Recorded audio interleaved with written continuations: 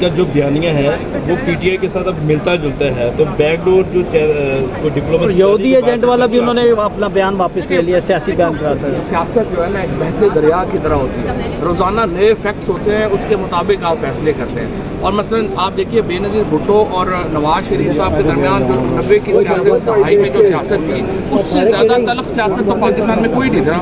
پھر charter of democracy ہوا، اور چارٹر آف ڈیموکریسی جو تھا وہ بڑی ایک زبردست قسم کی کاوش تھی۔ آپ نے دیکھنا ہے کہ کس نیت سے اکٹھے ہو رہے ہیں۔ پرانے بیان تو کسی کے بھی اٹھا کے آؤٹ آف کانٹیکسٹ کوٹ کر دو تو ایسے ہی لگے گا، امکان نہیں لگیں گے۔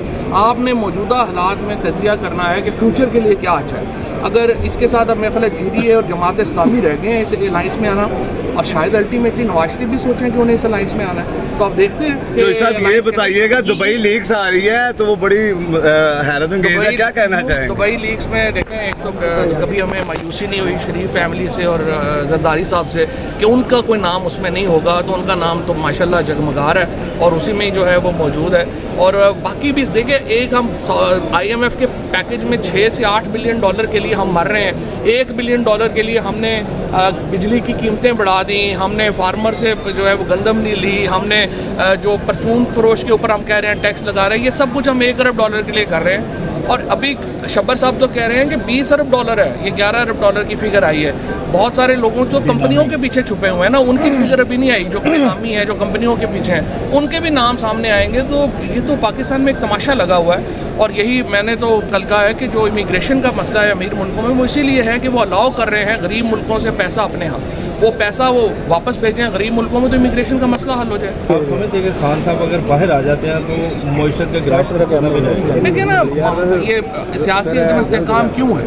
جو پارٹی الیکشن جیتی ہے آپ نے اس کا رزلٹ تبدیل کر کے دوسری پارٹی کو دے دیا، تو عدم استحکام تو رہنا ہے۔ اور آئی ایم ایف گئے نہ گئے ہم سب کو پتہ ہے کہ عدم استحکام ہے، اور یہ بڑھ رہا ہے، مسلسل بڑھ رہا ہے، اور آپ دیکھیں گے کہ جون کے بعد تو یہ اور بڑھ جائے گا۔ تو لہٰذا ہمیں اسی لیے میں یہ کہہ رہا ہوں کہ ہم تو عدم استحکام بڑھانے میں لگے ہوئے ہیں۔ یہاں تو اب یہ بھی نارمل گفتگو ہو گئی ہے کہ فلانے کو قبر سے نکال لو اور پھانسی پہ لٹکا دو، یہ کر دو وہ کر دو، بجائے اس کے کہ ہم سوسائٹی کو نارملائز کریں، وہ تھوڑی ٹینشن نیچے لے کے آئیں۔ ہم تو روزانہ ٹینشن جو ہیں وہ بڑھانے میں لگے ہوئے ہیں، تو اس کی وجہ سے پاکستان کی سوسائٹی کے اندر عدم استحکام اور بڑھے گا، جون کے بعد اور بڑھے گا، جولائی کے بعد اور بڑھے گا، مئی کے بعد اور بڑھے گا، تو یہ تو ہر آنے دن کے ساتھ بڑھے گا نا۔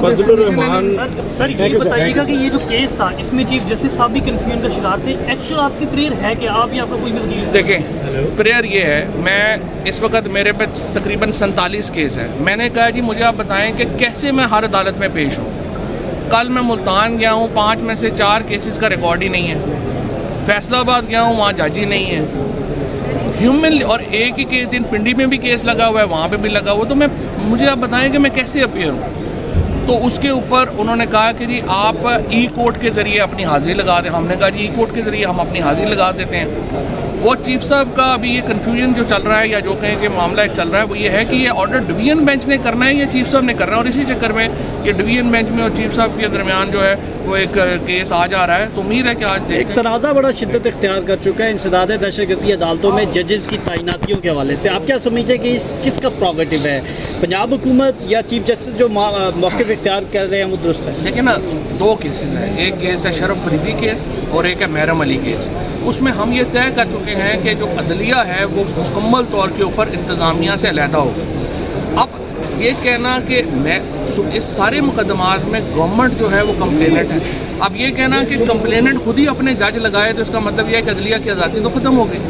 جو آج چیف صاحب نے بات کہی ہے وہ بالکل درست کہی ہے کہ آپ ہی کمپلیننٹ ہیں اور آپ کہہ رہے ہیں آپ کی مرضی کے میں جج لگا دوں، یہ تو نہیں ہو سکتا۔ اس سے اچھا تو پھر ہم جوڈیشری بند کر دیں۔ تو میرے خیال میں جو پنجاب گورنمنٹ کی جو خواہش ہے معصوم سی، وہ یہی ہے نا کہ ایس ایچ او بھی ہم ہوں گے، تھانے دار بھی، انویسٹیگیشن بھی ہم کریں گے اور سزا بھی ہم دیں گے، تو پھر عدالتیں بند کر دیں، پھر اپنی کہیں گے جس آئی او نے جس کو لکھ دیا وہ لکھ دیا۔ Thank you.